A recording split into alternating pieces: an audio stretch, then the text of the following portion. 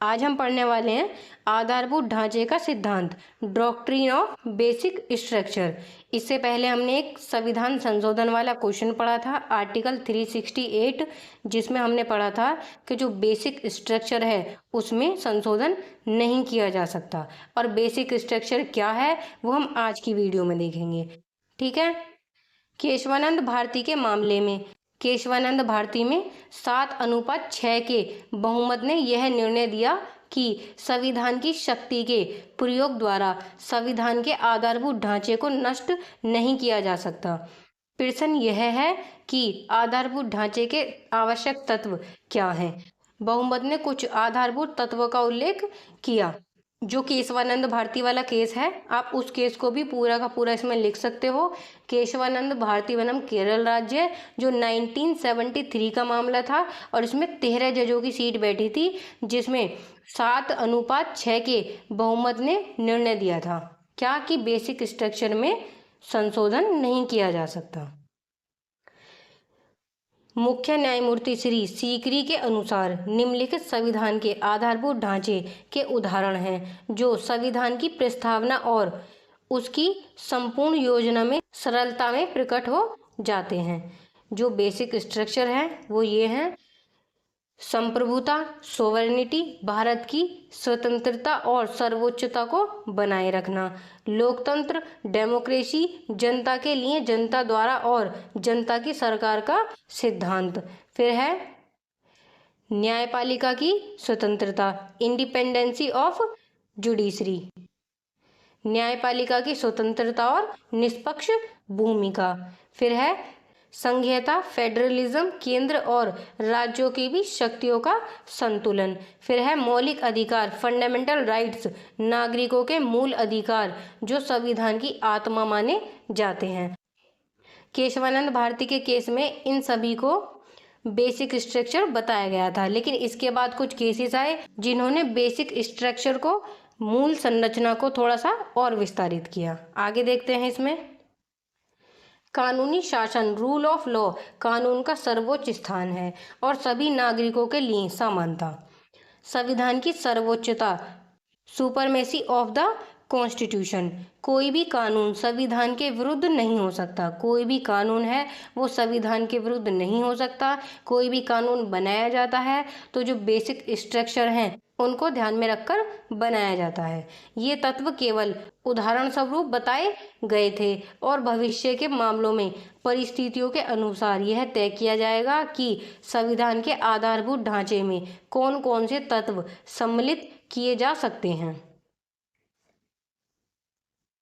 फिर 1973 के बाद जो केशवानंद भारती था उसके केस के बाद आया था इंदिरा नेहरू गांधी बनाम राजनारायण 1975। मामले में उच्चतम न्यायालय ने पहली बार संविधान के आधारभूत ढांचे के सिद्धांत के आधार पर एक संशोधन को अवैध घोषित किया।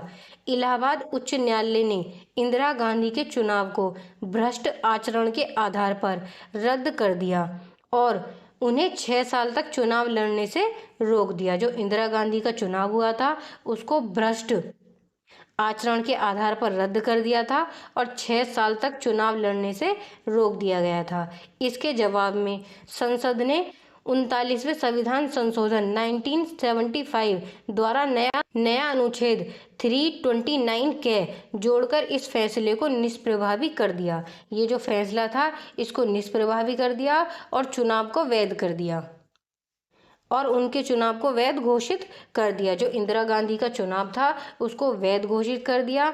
इस संशोधन के खंड 4 में कहा गया कि इंदिरा गांधी के चुनाव को वैध घोषित कर दिया और कहा गया कि इंदिरा गांधी का चुनाव वैध था, वैध है और वैध रहेगा। जो इंदिरा गांधी का केस था ये डला था भ्रष्ट आचरण के ऊपर कि इंदिरा गांधी ने भ्रष्ट आचरण किया है तो उसके लिए उनको रोक दिया जाए। और भ्रष्ट आचरण जो है वो मौलिक संरचना में आता है, जो मूल संरचना है उसके अंतर्गत आता है। आगे देखते हैं।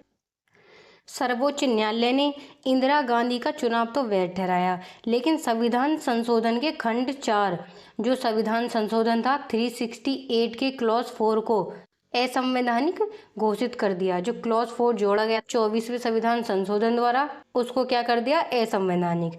न्यायमूर्ति खन्ना ने कहा कि लोकतंत्र संविधान संशोधन का आधारभूत ढांचा है और निष्पक्ष चुनाव इसकी अनिवार्य शर्त है। जो चुनाव है उसमें कोई भी भ्रष्टता नहीं होनी चाहिए, चुनाव निष्पक्ष लड़ा जाता है। वहीं मुख्य न्यायाधीश चंद्रचूड़ ने कहा कि विधि का शासन, रूल ऑफ लॉ, संविधान का आधारभूत ढांचा है और यह संशोधन इसे नष्ट करता है, इसलिए अवैध है। इस फैसले ने यह स्थापित किया कि संसद संविधान संशोधित तो कर सकती है, लेकिन उसके आधारभूत ढांचे को नष्ट नहीं कर सकती।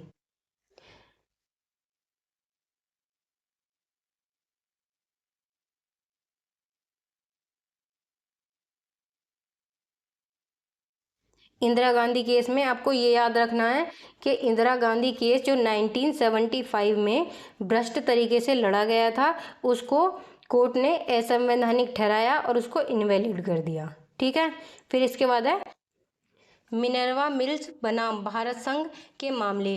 AIR, ऑल इंडिया रिपोर्टर 1980 का ये मामला है। इंदिरा गांधी 1975 के बाद फिर 1980 में मिनर्वा मिल्स का केस आया, जिसमें कहा गया उच्चतम न्यायालय की 5 न्यायाधीशों की पीठ, न्यायाधीश गुप्ता, उंटवालिया, कैलाशम, भगवती और मुख्य न्यायाधीश चंद्रचूड़ ने सर्वसम्मति से यह निर्णय किया कि 42वें संविधान संशोधन अधिनियम द्वारा अनुच्छेद 368 में जोड़े गए खंड 4, 5 असंवैधानिक है। इन खंडों ने संसद को सीमित संशोधन शक्ति को असीमित नहीं बना सकती। जो संसद को सीमित शक्तियां प्राप्त हैं, उनको असीमित नहीं किया जा सकता, इसलिए इन खंडों को क्या कर दिया? वहां से हटा दिया। इस निर्णय में यह भी निर्धारित किया गया कि संविधान संशोधन की सीमित शक्ति और न्यायिक पुनर्विलोकन संविधान के आधारभूत ढांचे के आवश्यक तत्व हैं। फिर इसके बाद है इसके जो वर्तमान में बेसिक स्ट्रक्चर है, मूल संरचना है वो इस प्रकार। अभी वर्तमान में उच्चतम न्यायालय ने निम्नलिखित आधारभूत ढांचे को मान्यता दी है। अभी वर्तमान में, प्रेजेंट में जो बेसिक स्ट्रक्चर है वो ये पॉइंट है: विधि का शासन, समता और अधिकार एवं शक्ति के पृथक्करण का सिद्धांत, संविधान की सर्वोच्चता, संघवाद, पंथनिरपेक्षता, देश का संप्रभुता संपन्न लोकतांत्रिक गणतांत्रिक ढांचा, संसदीय प्रणाली, सरकार, न्यायपालिका की स्वतंत्रता, उच्चतम न्यायालय की अनुच्छेद 32, 136, 141 और 142 की अधीन शक्ति, कतिपय मामलों में मूल अधिकार, संसद की संविधान संशोधन की शक्ति और न्यायिक पुनर्विलोकन, ये सारे अभी क्या है वर्तमान में? आधारभूत ढांचे, बेसिक स्ट्रक्चर हैं ये वर्तमान में।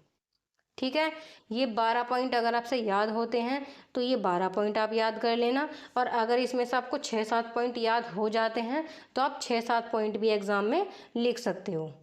अगर ये क्वेश्चन आपसे वेरी शॉर्ट में पूछा जाए तो केशवानंद भारती का केस और इसकी थोड़ी बहुत डिटेल लिख देना कि जो बेसिक स्ट्रक्चर है वो क्या होता है, इसमें से 3-4 पॉइंट लिख देना।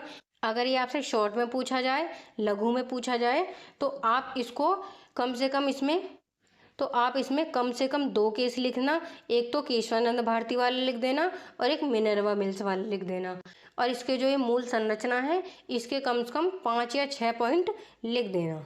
ठीक है।